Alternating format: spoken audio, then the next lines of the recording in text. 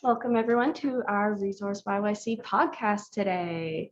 Today we have one of our members, Angie Redecopp, who is going to be speaking with our co-founder, Ron, and they will be speaking about being consultants. So hope you all get to get some useful information and enjoy their conversation. And in case you're not aware, ReSourceYYC is a co-working community for professionals. We have office spaces, dedicated desks, and virtual office options. So if you need us, come check us out. We're downtown Calgary. Over to you, Ron. Thanks, Rosemary. Yeah, and I definitely encourage anyone, if you're downtown, come meet Rosemary and Shelby and her staff and take a little tour of the office.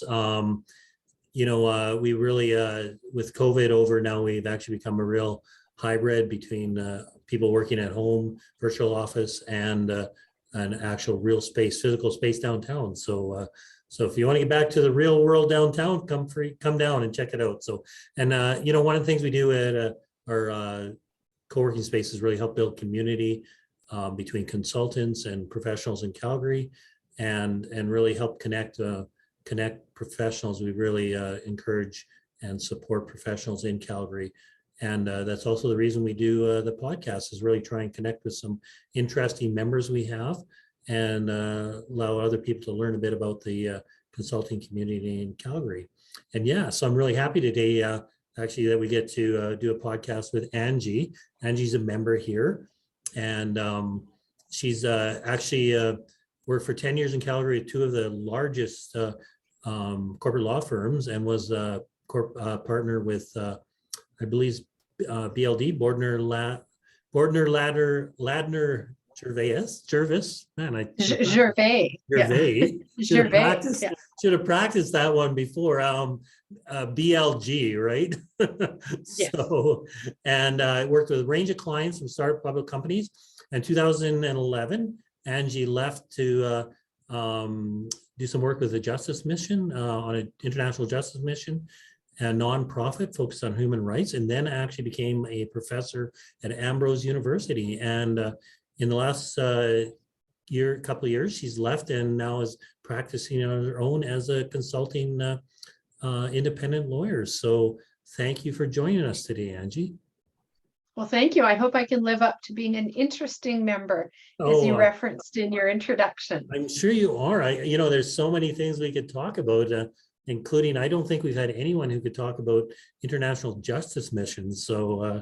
So actually, you know what? Why don't we, first of all, actually, I'll talk a bit about your consulting firm. So you're a solopreneur now, and you primarily focus on serving small businesses and startups, and also focus on ESG, so environmental social governance, as a bit of a niche as well. So those are what you're practicing, and I think maybe one piece to add is you also do work with clients directly through Good Lawyer, which is also a startup in Calgary. So a little shout out to them as well.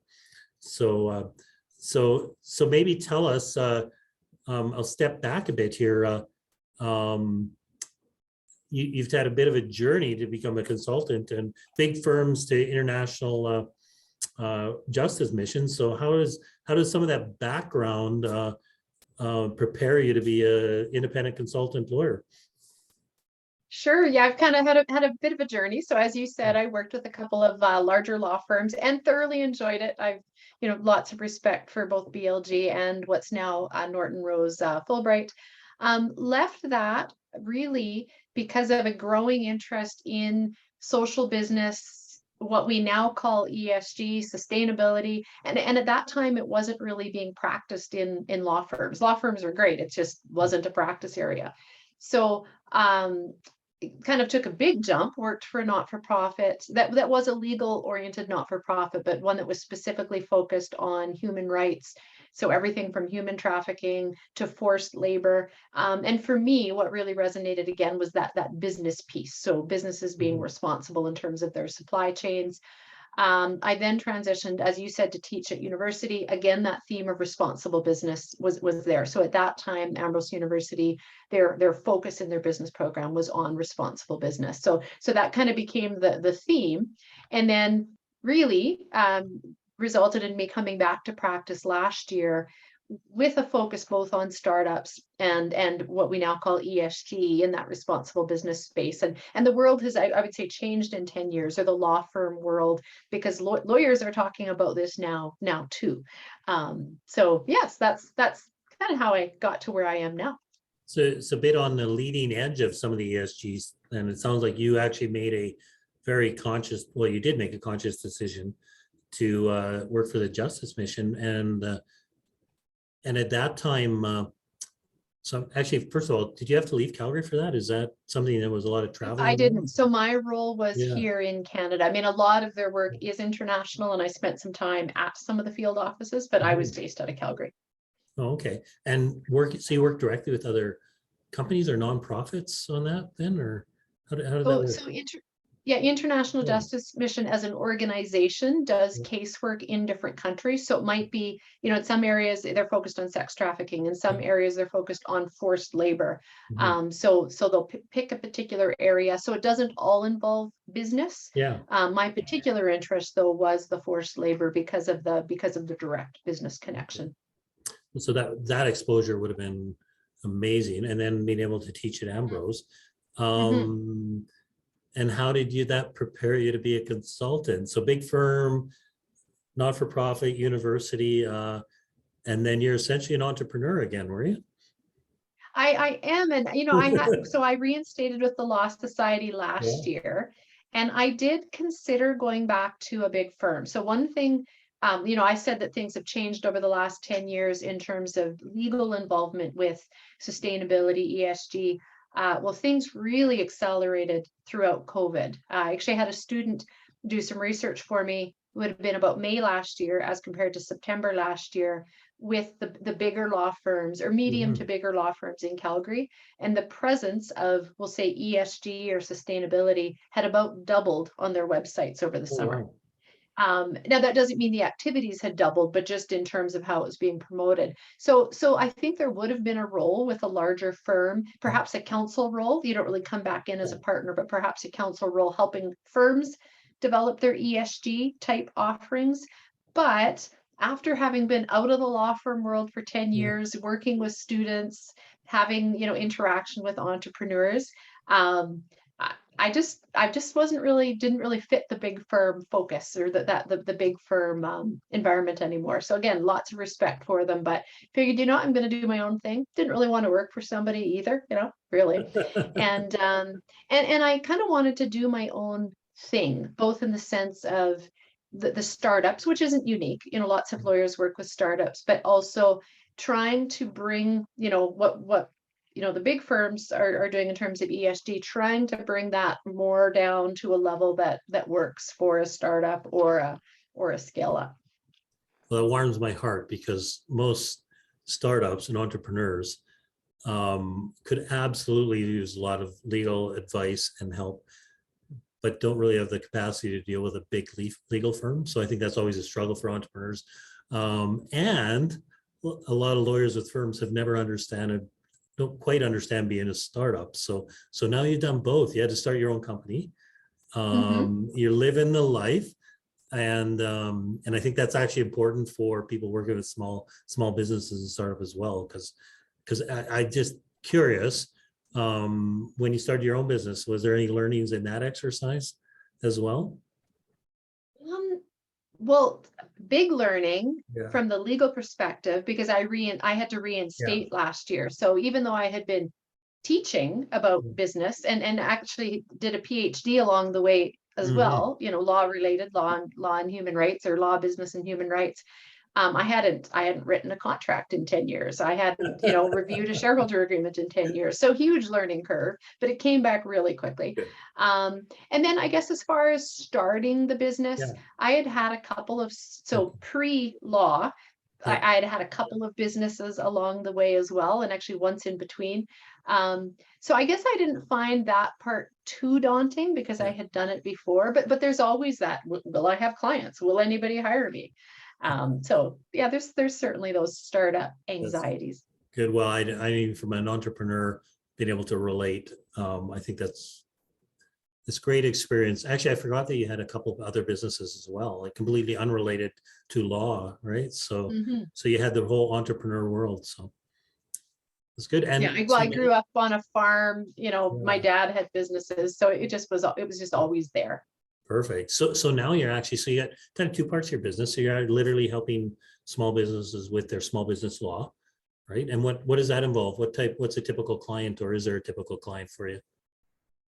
So I would say, I mean, really, I'll do almost anything that a small, and it doesn't necessarily have to be small, but an earlier stage business would need. So sometimes that's setup, Yeah. figuring out how to incorporate, and in sort of the social enterprise world, that doesn't necessarily mean a for-profit corporation. It could be a not-for-profit.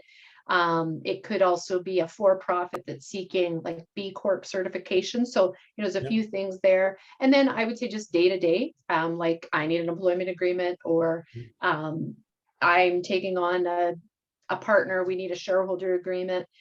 So lots of day-to-day work. And then really my favorite thing would be transactional type work. So I'm buying a business, I have new investors, I need to do a financing. So all things that I did at the big law firm, but it's on a smaller scale. My deals are, a couple $100,000 or maybe a few million. They're not, tens or hundreds of millions of dollars You anymore. don't have a team of lawyers that you have to bring to these? No, although sometimes it will say a network of lawyers. You mentioned Good Lawyer before. It's as a solo, you can't do everything. Like I don't do IP work. I'm not licensed to register trademarks. I also don't do litigation. So a big firm, you can get all of that. Whereas for me, it's been both developing my own network and then also the Good Lawyer network, as you mentioned. So what do you see some of the barriers for actually companies where they should actually be getting legal advice, but they're not? But it sounds like you're actually helping some of these companies, and maybe at a more manageable, scalable level. What do you see some of the barriers for people actually getting legal help when they need it? Well, and it's interesting. It's not just money, although it definitely is money. So some of it's money, and to use kind of how Good Lawyer describes it, they're seeking to be fair, and fair doesn't necessarily mean it's going to be dirt cheap. Although through being fair, you're usually going to find that my pricing, Good Lawyer's pricing, is reasonable. But part of being fair is being upfront. On one of the Good Lawyer podcasts, so they've got their own podcast, they compare it to like a building quote. If you call somebody in your house to reno something in your house, who's better equipped to set a price? The construction folks or the homeowner? Well, it's probably the construction folks. If we can quote for other types of work, why can't lawyers quote and be upfront on pricing with their work? So that's what I seek to do. And it almost always works. Sometimes it's difficult because sometimes it completely changes, but same thing with a construction project. If scope changes, you come back to it. So some of it's price. And I'll say how you present price. Not everybody loves the concept of a billable hour, and just being uncertain as to, well, how many hours will it be? But I also think some of it's just accessibility. When I think, and it's different clients too, like my big corporate clients from 10 years ago probably did want to meet me, on the 40th floor of a high rise. Whereas my entrepreneurs and my small to medium-sized businesses, well, they don't really want to meet me in person. Well, I something, hopefully they would like to meet me in person, but generally we're not meeting in person. But they're not wanting to come downtown, parking, trying to figure out, where's this office. They just want it to be more accessible. So I think some of it's accessibility, and I also talk about not playing hard to get, if that makes sense. Some people's experience with bigger law firms, and not everybody's, like there's lots of approachable people at big law firms too, but it's okay, I'm going to try and make an appointment. I might get in like 3 weeks. And what I'm trying to do is sometimes I am busy. Like, like if you came to me right now, I need you to do an agreement, I would tell you, I can't look at that for at least another week, but I will talk to you for 15 minutes. So it's that trying to be as accessible as you can. And this I have to credit Good Lawyer for. Some of it's just education. Like you shouldn't have to pay for, I'll say, base level legal information. You Yeah. know, there should be information available on why would I incorporate, or what should I think about in an employment situation. And Good Lawyer has a resource hub. Others do as well. I think a lot of law firms are getting better with that, but that entry level information you really shouldn't have to pay for. Well, I think you actually touched on a couple of things that I'm an entrepreneur, and a couple of things that were, because you have finite time and finite resources.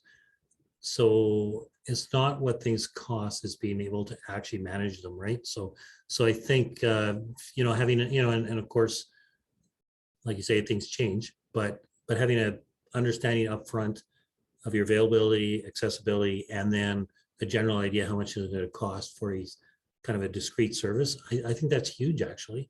And I do know that's for part all of, consultants, really. yeah, and I know that's part of Good Lawyers, but it's actually, for me, as a entrepreneur and doing startups as well, is you have to have some idea of what you're going to get. There's always risk, there's a risks and costs, right? And try to manage your risks with a legal firm. You just need to understand what the costs are going to be around that.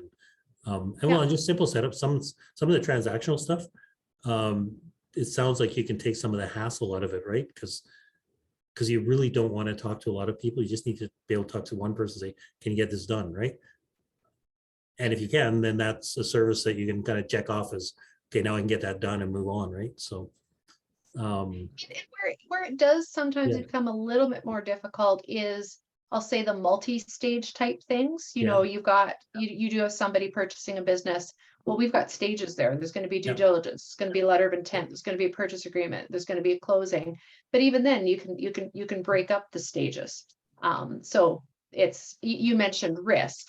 The more complicated something is, there is greater risk in terms of the upfront pricing, but there's always risk. It's either the risk is for the person providing the service or the person using the service. So it's more allocating that.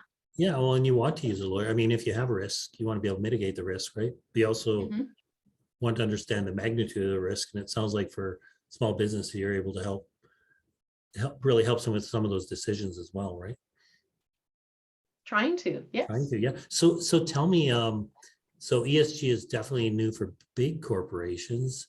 How do small companies and consultants and entrepreneurs start to weave in, and a lot of them want to, of course, make, they want to be environmentally and social and have good governance, but again, they only have so much time and resources. But how do you find you can help them bring ESG into their companies?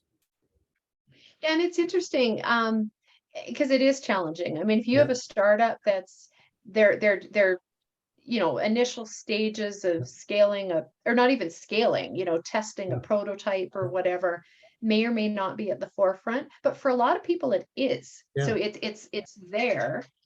Just the idea of purpose or whatnot is there. Is there right at the outset, but they don't necessarily know what to do with it. And well, I'm just gonna actually make an observation and then kind of try to answer your question more directly.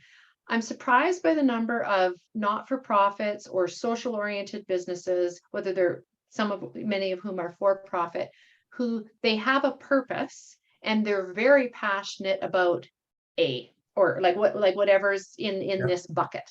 So maybe it's a social issue, maybe it's an environmental issue, which is fantastic. We need organizations that are passionate, but they aren't necessarily applying, we'll say, the whole ESG lens to themselves. So, I know of, obviously I'm not going to be specific, run into not-for-profits that they're doing something great, but they haven't thought about how they're treating their own employees, or you've got lots of organizations that are doing XYZ, but don't turn their mind at all to their, carbon footprint. So part of it is, well, for any company, but I think for smaller companies, they might not necessarily think of that whole lens. They might just think of the thing they're passionate about. So part of it is just asking that question, of us as individuals, small companies, what responsibility do we have to the social environment, etc. And I'm not really trying to, I guess, convince people or companies that they should. I guess I almost see that as a separate conversation, because I'm happy to have that conversation. But in terms of my legal work, I'm trying to help the companies that are in that space, even if they can't articulate it, but they are, you know what, I do want to do business better. I want to do it differently. So company comes to me with that, even if they're not fully articulating it, then some of it is, okay, well, what can you do now? Like what's on your forefront right now? Yeah. So for a company that is hiring staff, that's okay. Well, there's different kind of employee type policies that you can think about. There's different, how you pay people, even like the whole, can you work from home nowadays? Like that's all within the kind of the realm of how you're treating employees. So which things can you tackle now? Carbon footprint. I mean, for some of my clients, it's almost irrelevant because they're working online or, everything's tech-based. But even there, there's some things that they can consider. And then those that are making products, well, this is the time to think about it. If how you're creating a product, how you're distributing a product, this is the time to think about it before you go too far down a road where it's hard to bring it back. Some clients, many of my clients are starting off with a board that is them and maybe one other person. So then governance isn't necessarily a big deal, but as you start to expand a little bit, take on investors and have other individuals on your board, you start to think about just accountabilities. What is your board holding you accountable to? Some companies will have a code of conduct. So I guess where I'm going with that is it really looks different for different companies. Yeah. And I think what you deal with needs to parallel with where you're at. If you're not going to have employees for 3 years, you don't need employee policies right now. But whatever's in front of you, what are the ESG type things that you can and perhaps should tackle right now? Yeah, is that the intersect between the legal part and ESG is more around, it sounds like policies and agreements. That's where they show up in formal legal documents and where you would help assist, right? And I'm all for aspiration and purpose. Yeah. And I know a lot of consultants that work in that area, and that is fantastic. In Yeah. perfect world, my client would go to them first, Yes. establish their purpose, their vision. I'm going to change the world. And then I'll help them not just paper it, because if a policy just sits there and nobody uses it, that's not very helpful, but practically thinking through, okay, what can you do now? What do you need to put down on a piece of paper to hold yourself accountable to in terms of policies or to hold others accountable to? And then what is your influence in terms of the different types of contracts that you're engaging with and people that you're working with? As you try to explore a bit of specifics where it would relate to either smaller, well, even startups. So a lot of them, especially in supply chain, where they actually need to now start purchasing goods, right?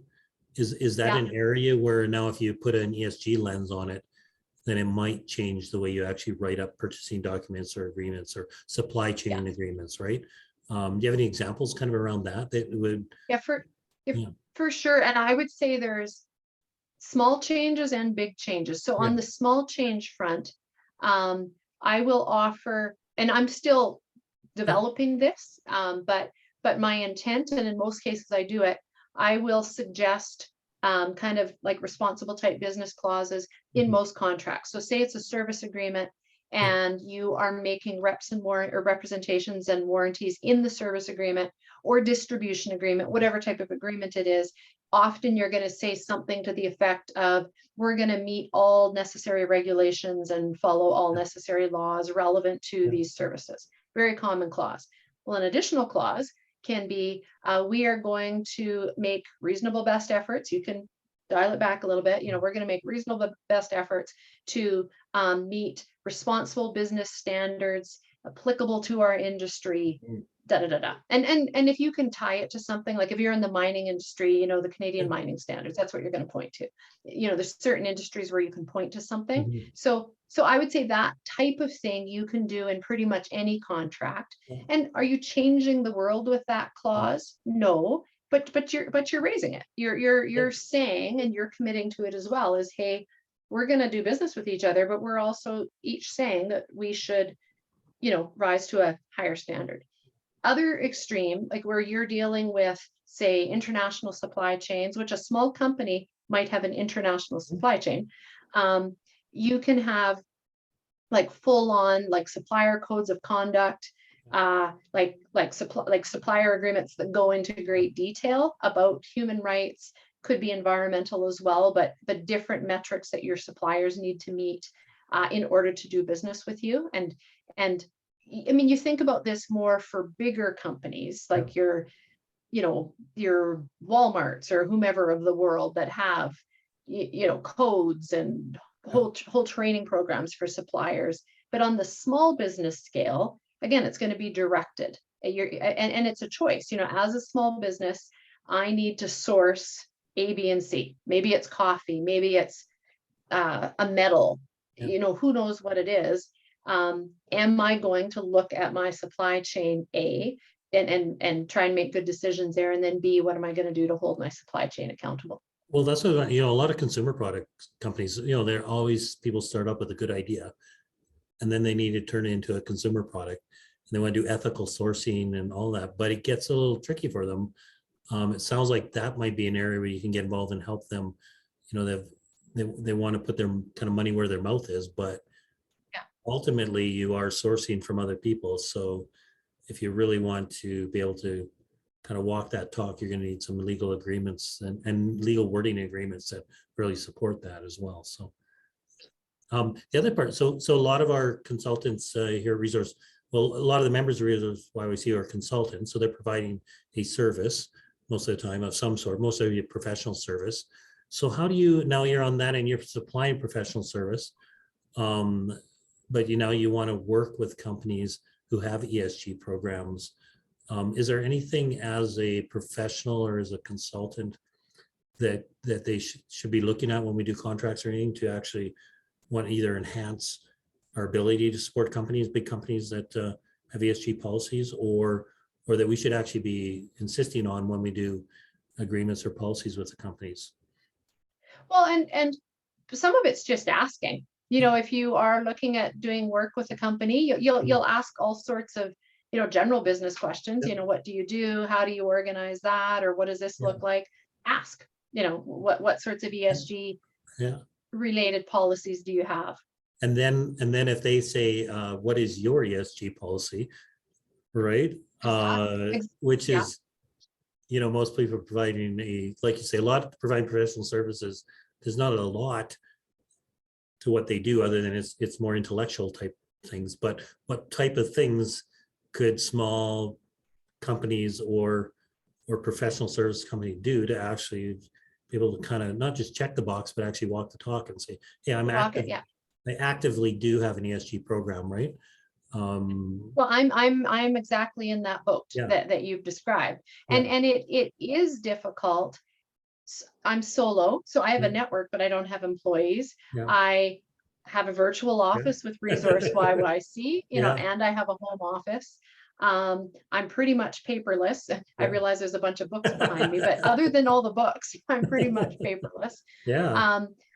So it is kind of, okay, well, what is my piece? Well, one is the environmental piece. So whether that's travel, whether that's, how you commute. So we're getting pretty like on a small scale here, but it's the pieces that are relevant for me. And then so anything at all that is, carbon footprint related. So travel, use of paper. So for me, one is being virtually paperless. So I use almost no paper, in my business. And again, am I going to change the world with that? No, but that's in my environmental world. That's what's relevant. And then the other one that I've decided to focus on personally, so I don't have employees, but I do have a network, and really, really trying to be intentional about diversity in that network. So, as I look for, so I often get asked by clients, can you recommend an accountant? Sometimes can you recommend an insurance provider? So I'm trying to make sure that those that I refer, or can you recommend a purpose-driven ESG consultant, so other people in that space. I'm trying to be really intentional with developing a network that is diverse, And then some of that's just really practical. Who am I connecting to on LinkedIn? Like, so maybe it's not my formal network, but so some of that, it's not even quite worthy of an ESG policy. Yeah. Although I suppose I should have one, but or have more detail, but it's what's relevant in my world, my business, and where can I do better? And I guess it always starts closest to home, right? So Mm-hmm. how you behave affects really how you probably run your business. So very, very good advice. Actually, around the diversity too, it's virtually the way the world is, actually it probably gives more opportunity to add diversity to both your business and your networking as well too. Yeah. Well, because it's so much of it is like who you're reaching out to, not who you're bumping into at the water cooler. It's who you're choosing, to reach out to. Yeah. Good advice. We're already talked over half an hour, so we try to keep them reasonably short. So this has been excellent. Talked about a few things we don't normally talk about, actually. Any advice? So you got to restart your own business, and anything we talk about that you just say is just some wise words of wisdom that you give other consultants or professional consultants starting out or in the business? Well, and this isn't just intended to be a plug for you guys, but one of the things that hit me early on was, well, this is going to be kind of lonely. Who do I ask if I have a question? And so building that network piece. I mean, for me, some of it's been intentional with other lawyers, which I'm largely doing through Good Lawyer, but accountants, like just that idea of you're actually not alone. You can build a network. For me, that's been really important, not just for the loneliness factor, like the psychological piece, but I do need to reach out to people on things. There's a lot of things I don't know, and I'm not going to become an expert in. So who can I reach out for that? And then of course, like, I guess so I'm more thinking in terms of, there's also client networking, but I'm more thinking networking in the sense of building a stronger team, so to speak, even though you're not formally a team. So that's been really important. Well, thanks, Angie. And yeah, definitely. I mean, we've connected on multiple levels, but I do think one thing we've seen at ReSourceYYC is just even the virtual bumping into people. It'll be a month from now or 2 months from now or a year from now. All of a sudden you need that resource or know someone who does. And that's made a huge difference. So I suspect there'll be someone who watches this podcast and goes, I need to connect with Angie sometime. So thanks for taking the time to chat with us. We'll bump into each other in person at one of these times. And absolutely. Yeah. And, just one, because now it is really a plug, is if someone wants to get a hold of you, how do they contact you? I will put my email in the chat. Okay. And try not to misspell it. Sure. Well, and for those who aren't seeing the chat, you have an email. Yeah, for sure. It's Angie. Yeah, that's a very good point. This is a podcast.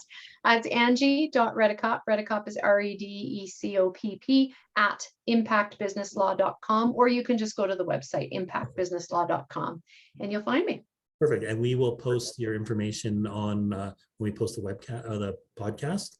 And if anybody is chatting at ReSourceYYC, we always try to refer to members. So to you and anyone else, we'd be happy to connect. So thanks again, Angie. Thank you very much, Ron. Always a pleasure. Turn it back to you. All right. Thank you both for that great conversation. I think everyone can take something out of that, and even just a little things to think about on how to run their business, and maybe something that they haven't thought about in a little while as they grow. Sometimes it happens unexpectedly, as we've all kind of experienced. So thank you so much. And yeah, I hope everyone gets a chance to network a little bit after this as well. All right. Thanks, have a great day.